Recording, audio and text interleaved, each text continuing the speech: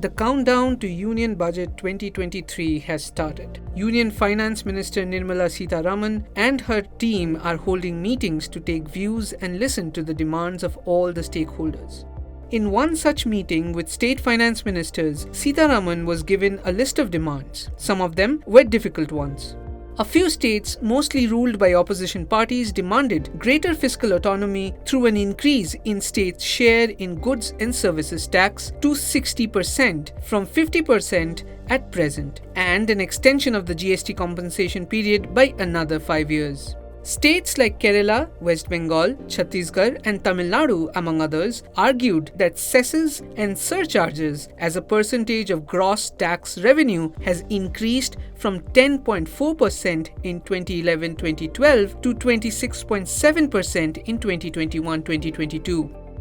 Tamil Nadu Finance Minister P. Thiagarajan claimed that this has deprived states of their legitimate share of revenue collected by the union government. Citing 15th Finance Commission report, Kerala Finance Minister K. N. Balagopal pointed out that 62.7% of total receipts are being taken by the union government, while 62.4% of the expenditure commitments are on the shoulders of the state governments. The logic really, if you stretch it, is the fact that when GST subsumed all the sales tax, states lost almost up to 2/3 of their revenue sources on which they had control.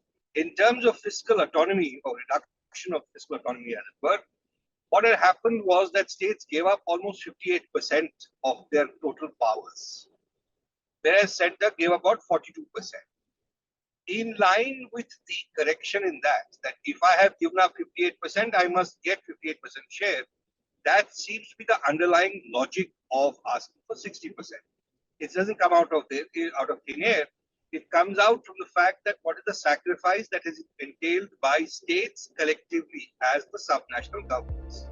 Chief Policy Advisor at EY India, D.K. Srivastava, agrees. They do not have much control on the GST rates, and they cannot increase the tax revenues by working on the tax rates, because that will have to be carried through the GST Council, where they do not have much control individually or even jointly, because most of the GST Council deliberations are controlled by the central government.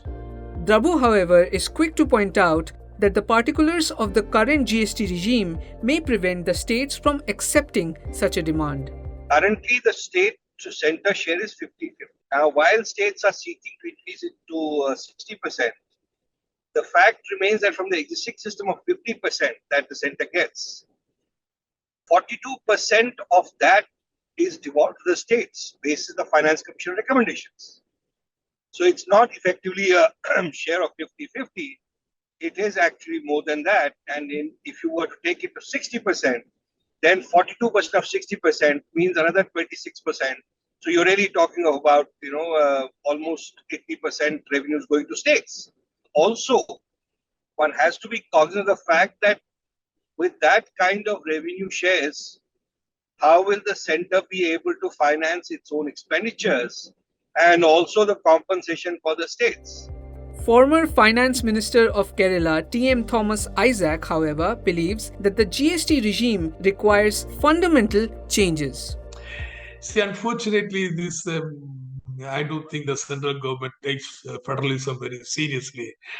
And therefore, under the slogan of one tax, one nation, one tax, it goes against that principle to have some differential rates, a small amount, say 0.5%, 1%. For this GST. A state which wants to spend more and has to mobilize more resources. For example, a state like Kerala, we spend on education, healthcare, and so on. And we would like to have more revenue. And the state people are willing to give that revenue. Why do you want to prevent that? While experts believe it's quite unlikely for the centre to agree with the state's demands to expand their GST share, it is also clear that the issue is quickly gaining traction across states and is likely to gain more traction as we near the 2023 budget. It will have to be seen, however, how the centre chooses to address the demand, if at all. If you like this video, share it and subscribe to Business Standard. For more news, views and insights, log on to www.business-standard.com. Do also follow us on YouTube, Twitter, Facebook, Instagram, Telegram and LinkedIn.